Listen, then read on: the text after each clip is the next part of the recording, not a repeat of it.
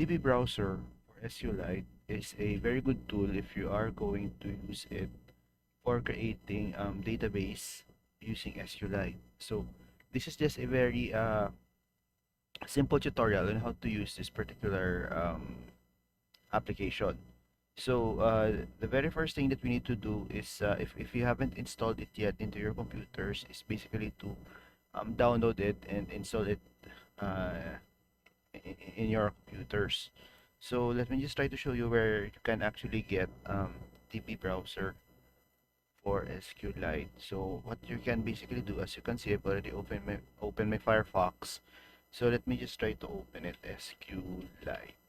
Okay, SQLite browser. Okay, so I just typed it on my address bar, SQLite browser. Then we have here DB browser for SQLite. Uh, okay, so this is it basically. So after which you can just click download. Then you have several options. So since I'm using, by the way, Windows for this particular tutorial, I downloaded DB browser for SQLite standard installer 64-bit for Windows. Now, if you don't want to install it directly into your computer, you can also use the portable app or portable version. But in my case, since I'm also using it to develop for my other projects that I'm currently developing, I downloaded this one. Okay, standard installer for 64-bit Windows. Okay, so this one,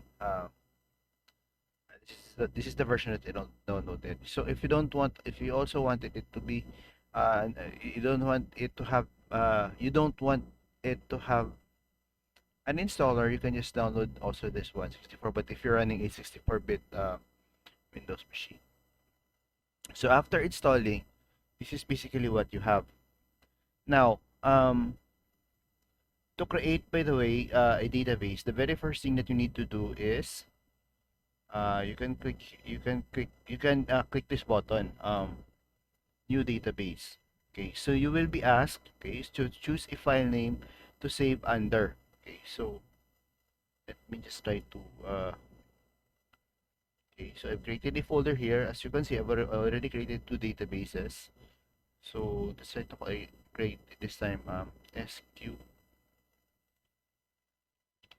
SQLite sample db. Okay, so this is the file name that I selected. After selecting, after adding the file name, or you can now click, by the way, save. So automatically this will be actually saved under this file name, as you can see in the title bar. So you have their SQLite sample db.db. So its file extension is db. Okay. Now after clicking new database and saving the database into a file name that you wanted, you will be asked to create um, tables. Okay. So in this case, by the way, um, you have two options on how to create the table. This is the very first option that we can use. So this is just basically drag and drop method. Okay, so what we can do, okay, let me just try. I have it here. I basically what I'll be doing is I'm going to uh, click add in order to add fields. So this is ID. Okay, then I'm also going to define if it's not null, primary key, and auto increment. So since this is basically my primary key, so I defined it as my PK, AI, and not null. Okay, next is description. Okay, so for description, under type, we only have very limited types. So we have integer for numbers, text for for text, and we have blob, real, then numeric. Okay, so let's try to select text. Okay, now once we're done, by the way, we also need to specify our table name. So let's try to call this particular table as categories. Okay. Other people, when they try to create databases, they would add uh, prefix, okay, TB. In my case, I don't normally add prefix. So it's up to you depending upon your preference. Okay, then click OK. So as you can see, we already have here two uh, fields, and we also already have categories for our table. So take note, by the way, that when you're trying to create a database would of course consist of more than one or more tables, and a table would consist of one or more fields. Next, okay. So this is the first method that we can use. Okay. So if you wanted to create another table, you can select, by the way, this one, create table. Then you can define your table. Okay. So another method of creating table is using SQL statements, uh, or typing it manually. Okay. So in this case, okay, so we have here, let me just try to show you. Okay, try to arrange, create table, okay, products. It should be enclosed. Your products should be enclosed inside your parentheses or double quotation mark, not parentheses but double quotation mark. Then let's try to define the fields. Okay. So we have already defined our table name, TV products, and let's try to define our fields. We have there integer, then not null. Okay. Then we have category ID. Okay. Integer as well. So this will actually serve as our foreign key. Then we have this description. Then we have here text. Okay. Height. Text as well. Then weight. Text as well. Then price. Okay. Numeric, comma. Then we have discount, numeric as well. Okay. Now this is where we can now define our primary key. Okay, as you can see, we still haven't defined our primary key yet. So let's try to put here primary key. Okay. What field would that be? Or what what field would that be? So we have here ID, comma, auto increment. Okay. Now let's try to run our SQL statement. Okay. In order for you to run or execute the SQL statement, all you have to do is click this button, execute all selected SQL. Now, okay, so we have here execution finish with errors, result near auto increment syntax error. So we have an error. Okay, so what error would that be? So I added a comma. Okay, so let's try to remove the comma. This is actually the error message of DB browser or Sqlite. Now I remove the comma. Okay, let's try to execute it again. So click this button. Okay, so we have here execution finished without errors. Result query executed took 0 milliseconds at line 1. Now let's try this time to see under our database structure. So as you can see, we already have two tables. So the first table is we have here categories, and the second table is we have here products. Okay, so basically that's it. That's how you would define your tables. Okay, next. Now basically, for this one, let's try to insert this time values into our uh, categories table. Now, if you wanted to view, by the way, the values that is currently inside your categories table, okay, You can right click and we have browse table. As you can see, it's still empty. Okay, so let's try this time to add. Here, insert into categories, ID, description. Okay, so for categories, you only have two fields. Okay, let me just, okay. Let me first, before we try to insert, let's first try to add another column. So in DB browser, by the way, in order for you to add another column, you can right click here and modify table. Okay, right click the table that you want, then you can select modify table. Okay, editing the table, so you will be prompt with this particular message. Editing the table requires to save all pending changes. Now, are you sure you want to save the database?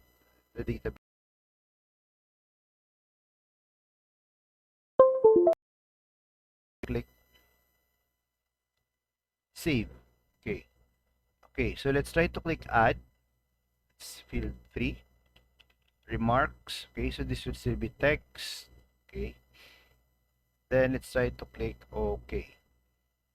So we now have 3 fields: ID, description, and remarks. Now let's go back to our execute SQL. Let's try to insert this time. So insert into categories, ID, description, remarks, values. By the way, if you're typing SQL statement, it doesn't matter if it's all caps. Let's say for example you wanted it to type like this: insert into values. It's not going to matter. I would normally have all of the this one into insert into values in capital letters so that at least I could differentiate. But it doesn't matter if we're going to type it in all caps or in small or in lowercase. Okay, so we have here 1. Then you have here, okay, let's try to use sardines. Sardines. Then for remarks, try to put none. Now, take note also, by the way, that since we're dealing with multiple insertions, okay, it should always end with a semicolon. Okay. Okay. It's going to copy paste sardines. Then second category would be noodles. Okay. Copy paste number 3. So we have here soft drinks. 4. So we have here chips. And last for 5, we have here spread. Okay. Now let's try to execute this set of queries using this button again. Execute all selected SQL. Okay. So we have here execution finish without errors, as you can see. Now let's try to select browse data. Okay, since you can also use browse data, then we have here the drop down. You can select what table you wanted to view the data. Okay, in this case, we have here category. So we have the following insertions. Okay, now going back to SQL statements. So if you wanted to select, by the way, all of the SQL statements, all of the values inside the table, you can select all from, then you have there the table name. So in this case, we have here categories. Okay, then execute. So this is all the contents of our categories table. We use asterisk, by the way, to display all. But let's say for example, we only wanted to view a single column. What we can basically do is you can just type here description. Okay, then that's it. or the name of the column we only wanted to display. So we have here description. Let's say ID. We only want to display ID and description. We can add it here, comma ID, comma this is the description. Then that's it. Okay. So you can specify all of the columns use by having it as comma separated. Okay. Next, what if, let's say, for example, let's say to go back to our browse data. Let's say, for example, we only wanted to display soft drinks. How do we do that? We can use select all from categories where we use the condition where, then description equals, we use also double quote, soft drinks, then execute. So we have already displayed this one. So but let's say, for example, we don't want to display remarks.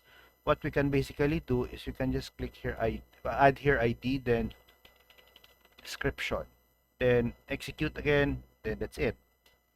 So that's how you would that's how we would use select statement. This is just, by the way, a very basic tutorial. Let's try to add some more SQL statement as we go along.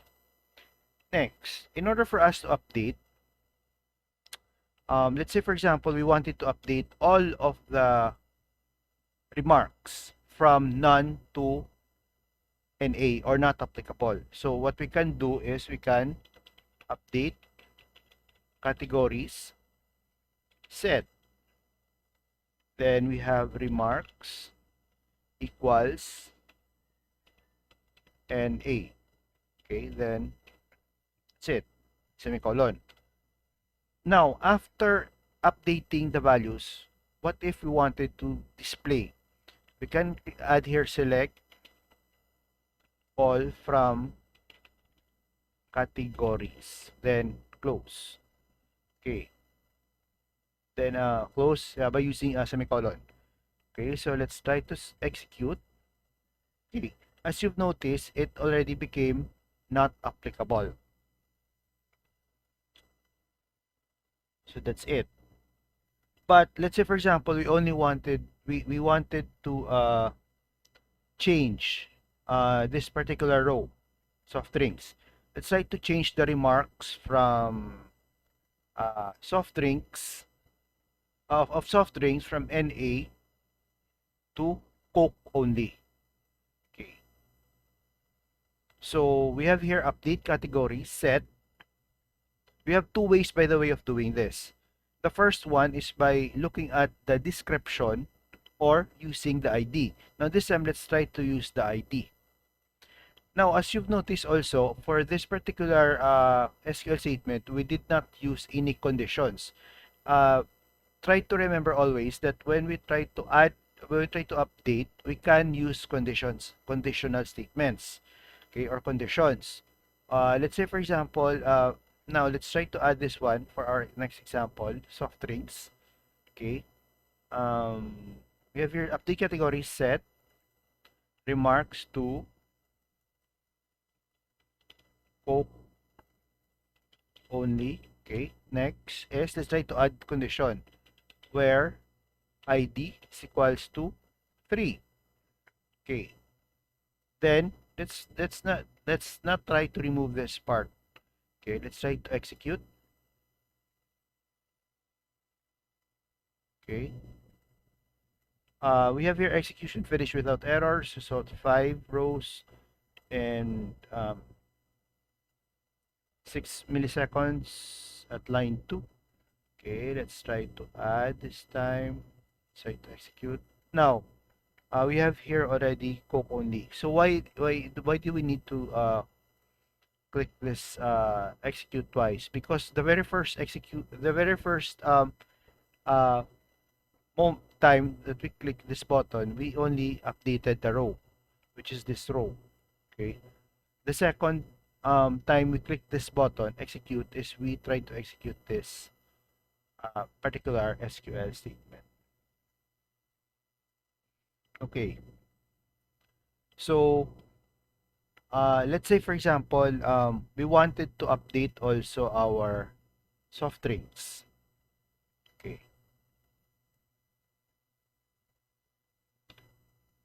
Now let's try to update also our noodles. Now, for noodles, okay.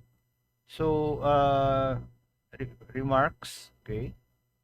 Lucky me only or ramen only. Ramen. Okay. Where ID is 1, 2. Then let's try to execute. Okay, we have here ramen. We only clicked it once because it has already been executed. So basically that's it. Now, let's say for example we wanted to delete a value. Okay, let's try to insert another category, then let's try to delete it later. Okay, so insert into categories. That's 6. Then for description, sorry, we have here bread.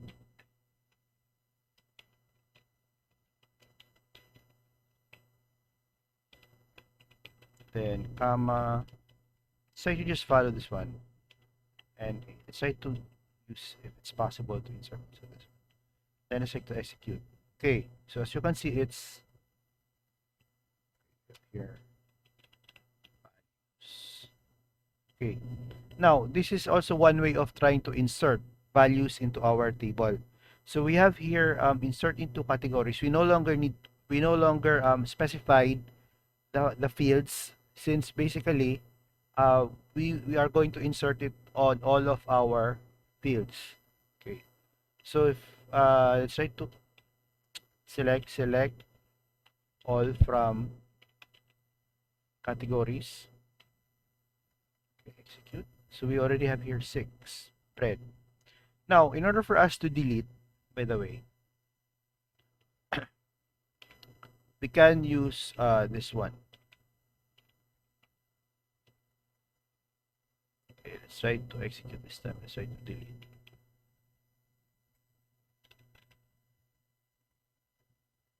Okay, we have here browse. So you can also see it here.